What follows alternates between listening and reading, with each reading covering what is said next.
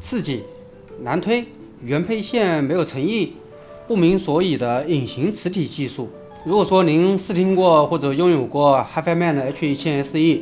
那么或许也曾经因为以上的问题而苦恼过。那本期视频我就围绕 H1000 SE 这款耳机来聊聊耳机的个性与搭配。如果说您手头有其他型号的耳机，而且面临着如何搭配的问题，希望本期视频能为您提供一些帮助，从而找到更加合适的搭配与组合。大家好，我是小甘。视频开头其实是我针对 H1000 SE 这款平板耳机所收集的一些负面词汇，这其中最突出的，也是客户反馈最多的，就是声音有碎裂感，整体声音的衔接度不够流畅。关于这点，我认为在有些时候是客观存在的，但是这并不意味着没有办法去解决了。事实上，要摸清 H1000 SE 的脾气，我认为还是要下一点功夫的。客观来讲，目前旗舰的头戴式耳机，可能除了 Focal 的无头帮耳机以外，大部分耳机的脾气都需要我们玩家去摸索和探寻。H1000 SE 是一款 HiFiMan 的全开放式平板单元耳机，前身分别是 H1000 和 H1000 VR， 如今 H1000 SE 是第3代产品，这是一个非常经典的系列组合。首先解释一下这个隐形磁体，这也是 HiFiMan 在多数头戴式耳机上所运用和宣传的技术。大家都知道，动圈是依靠振膜、线圈和磁铁发生的。本质上面来说，发出声音的最终载体是振膜，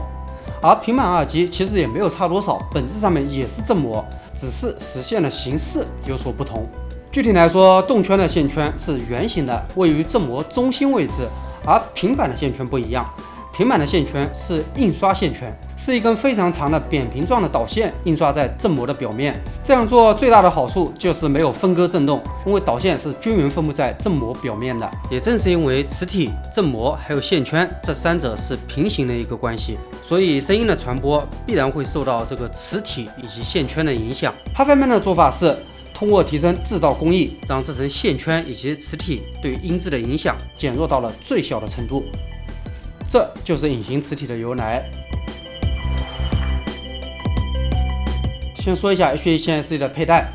这款耳机的佩戴我认为是非常不错的。由于耳机的耳罩面积特别大的一个原因，所以压力分布的比较分散，这意味着在佩戴上面不存在过分的烦恼。但是如果说是年小的朋友就要适当注意一下了，因为耳罩真的不小，戴上去之后脸会明显的小一圈。耳机的母座采用的是双 3.5 的一个母座，而且是通用性最强的双 3.5， 这方面必须要给一个好评。只是标配的线材有点那啥，线材的话我们放在后面来讲，因为这与 H1000 SE 被人说碎玻璃声音也存在一定的关联。驱动条件方面，别看 H1000 SE 官方号称对耳机放大器非常的友好，但是在我看来，这是在选对了的情况之下才友好。而如果说我们搭配的不合适的话，那么可能数万元的前端也不一定能够达到好的效果。这与 H1000 SE 自身的个性比较强烈有着直接的关系。用更加直白一点的话来说，就是 H1000 SE 更吃前端音色而非推力。目前我们市面上面的台式设备动不动就是数瓦的一个输出功率，我相信推力方面应该不需要过多考虑了。当然了，我也试过用 Cord 的 Hugo R 还有 AK 的 Ken Ultra 这种跨界设备去进行一个驱动，但是在我看来，这并不能获得一个理想的听感。也就是说，对于 H1000 SE 而言，台式设备是有必要的。前面介绍完一些客观的之后，接下来我们就对 H1000 SE 的声音来做一个彻底的剖析。其实一副耳机的自我特色，也就是自身的声音表现个性过强，是好事也是坏事。好处是我们可以非常直接的听到设计师所想表达的内容，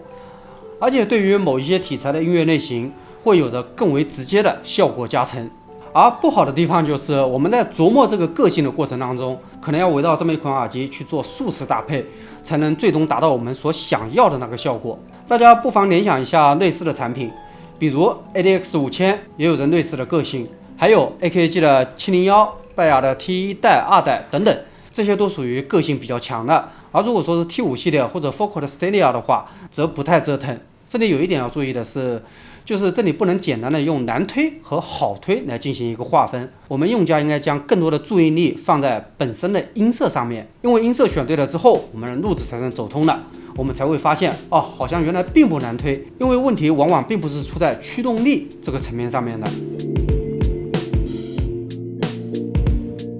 我们回到搭配上面来，在 H11000 SE 几年前刚刚上市的时候，我就测试过不少组合了。客观来说，把 H11000 SE 驱动到我理想当中的那个状态，还是存在一些难点的。至少在那个年代来说，价格上面不会低。在对 H11000 SE 进行搭配组合的一个过程当中，我主要是要解决2个痛点。第一是希望声音的一体感表达的更加到位，整体圆润细腻一些。第二是让 H11000 SE 的声音具备更多的氛围感。我尝试过不少的设备，这其中有一些设备的价格不低，比如 Element XR 这种，但是搭配上去之后的效果也很难说是尽如人意。直到有一次无意当中的一个组合，大家知道在搭配方面比例肯定是客观存在的。H11000 SE 这款耳机在前段时间降价之前是16800，现在是12999。那么选耳放的话，我们怎么选也不能选低于1万的，对吧？这就好像你用 i9，那怎么着也得搭配个4070S 或者4080才算合理，这很正常。玩车也是的，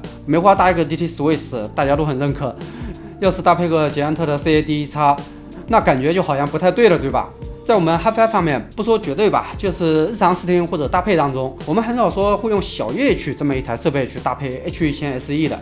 小乐曲搭配 AYA Organic 或者 Alena Nano， 我认为都是非常不错的组合。但是如果说用小乐曲搭配 H11000 SE， 天然的会给到我们一种头重脚轻的感受。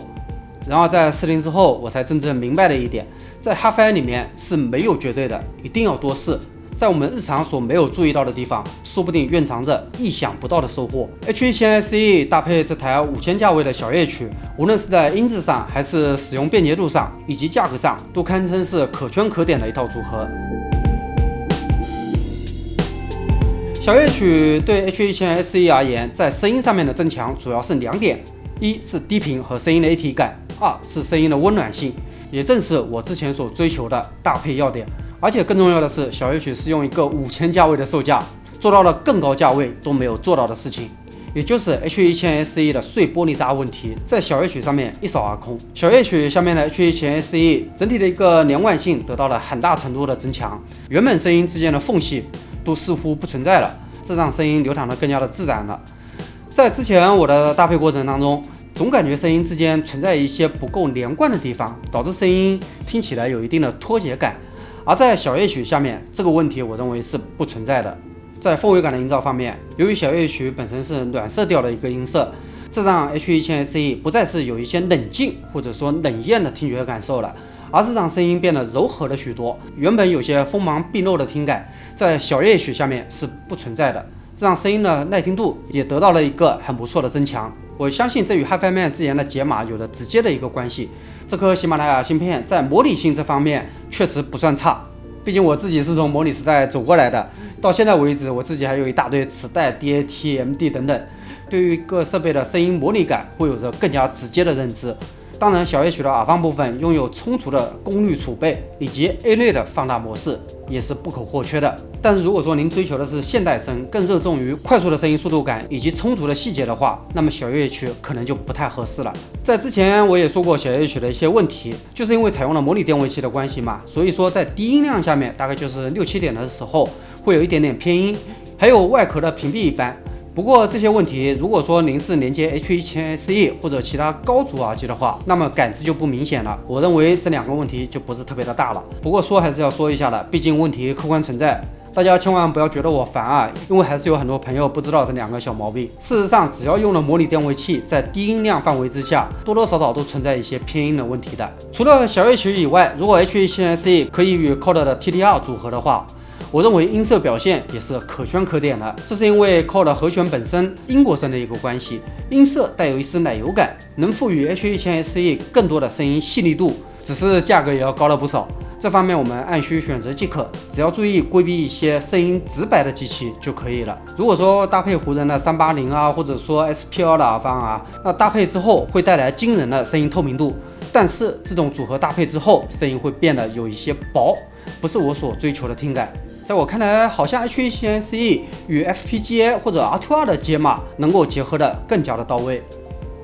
也就是说，如果说您是 Sarsara 的话，那么 Rocona 大挪这种解码器您一定要看起来。综合来说，选择乐感丰富、声音细腻流畅、声底偏厚、驱动性能良好的设备，是为 H11000 SE 选择解码耳放的理想方向。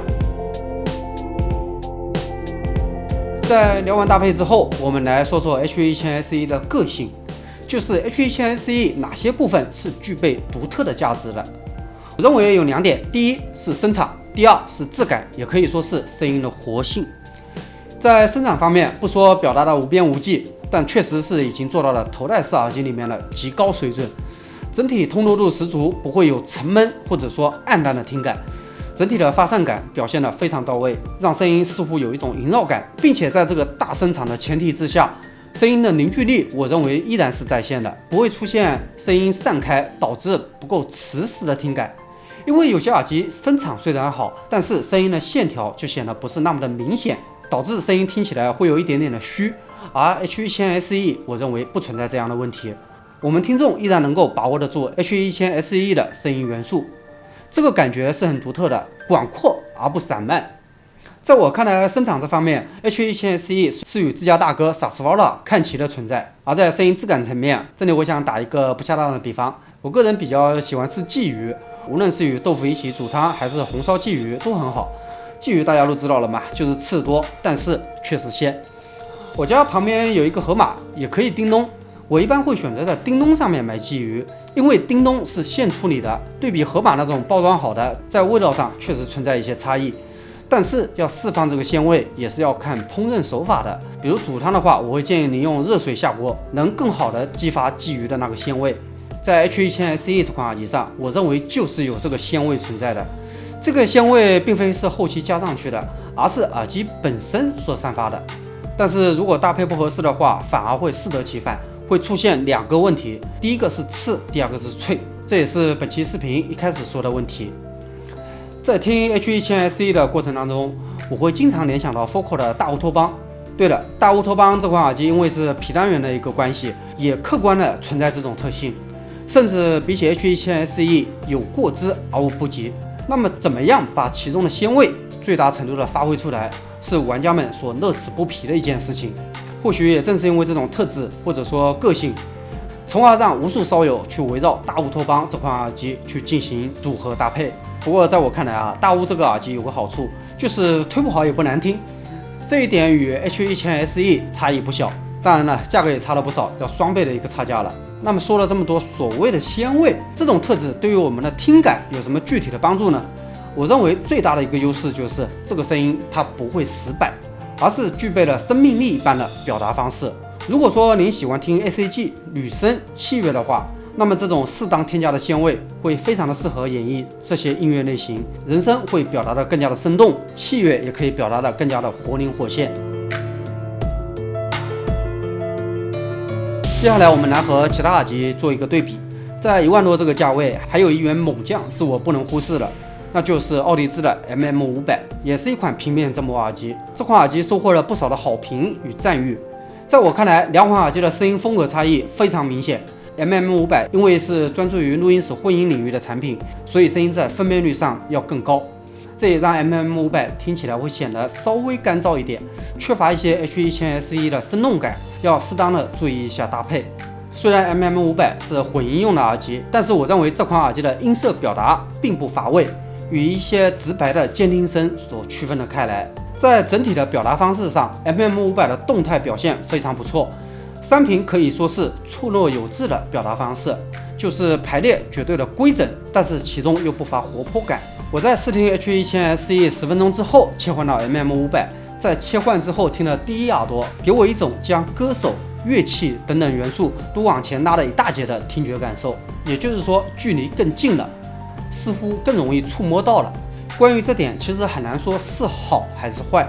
因为这个其实与每个人的喜好有着直接的关系。如果说 H1000 SE 是用广阔的纵声来表达音乐，那么 MM500 则是用更加直接的方式来表达音乐。就我的听感来说，我个人会更加喜欢广阔一些的，而 MM500 这种距离感更近的，在后期制作领域则具备了更多的优势，因为这会有一种更容易把握到歌手气息以及音符元素的感受，似乎伸手就能触摸到一般的具象化了。如果说 H1000 SE 的人声是用一种悠扬的方式来进行表达，从而弥漫在我们的脑海当中的话，那么 MM500 的人声，我认为口型会更加的完整，虽然没有那种悠扬感，但是这种似乎在你面前吟唱的听感也是非常独特的存在，因为这种会更加的逼真。当制作人能够更容易、更直接的捕捉到声音，自然可以更好的完成后期工作。但是如果用于音乐欣赏的话，那么多多少少会产生一些疲劳感，因为真的就像在面前一般，这种感受与我们日常聆听音乐存在一定的错位感。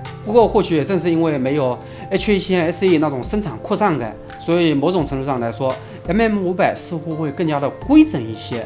前后左右呈现为一个极为完整的球形，虽然不大，但很完整。在低频方面，两款耳机的差异并不大，两款耳机都没有过分的强调低音的存在。在我看来，两款耳机的低频都不能够算作是十全十美，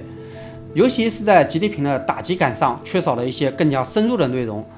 我相信如果可以更深入一些，那么对于我们听感的提升会有更多的帮助。还有就是低频的亮感，我相信如果再多一些的话，那么我们在听 OST 的时候能拥有更多的沉浸感。如果说您与我一样喜欢金属或者穿井线刺，想必很快就能明白这种低频意味着什么。好在虽然亮感的表现都不算多，但是两款耳机的低频弹性与质感都是非常不错的。低频不死板，有回弹，算是不错的低频表达方式。这里我打一个比方，如果说您对于 HD800S 的低频也能够感到满意的话，那么 MM500 或者 H170SE 的低频您尽管放心。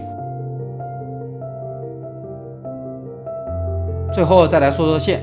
对于头戴式耳机换不换线，其实大家好像不是特别的热衷，我自己也是了。对于头戴式耳机的升级线，我一直以来不是特别的热衷，但是这条线是真的太合适了，简直像是在给 HiFiMan 量身打造一般。无论 H170SE 还是 AYA Organic 搭配之后都有着不错的补充。就是这款 Harmonica 的静音线，我认为大家一定要试一下。这条线对于 H170SE 的整体塑造有着极大的帮助。在我们门店日常的工作当中，也有客户跟我们反馈过，说 H170SE 的声音有一点点火气，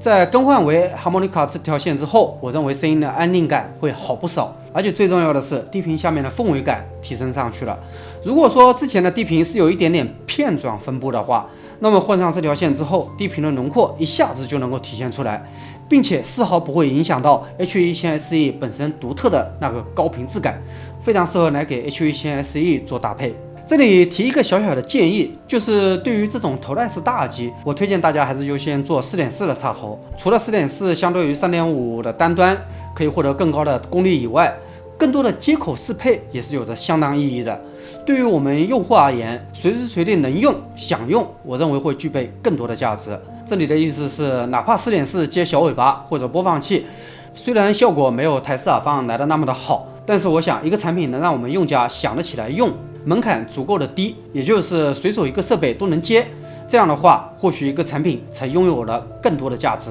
还有就是 4.4 现在很方便就可以转换了，我们可以将 4.4 转换为单端去使用，也可以转换为 XLR， 这也是推荐大家去选 4.4 接口的一个重要原因。那么 H170SE 有哪些方面需要我们去注意呢？我认为如果说是喜欢后声的朋友，那么需要适当注意。是的，虽然 H170SE 是一款平板耳机，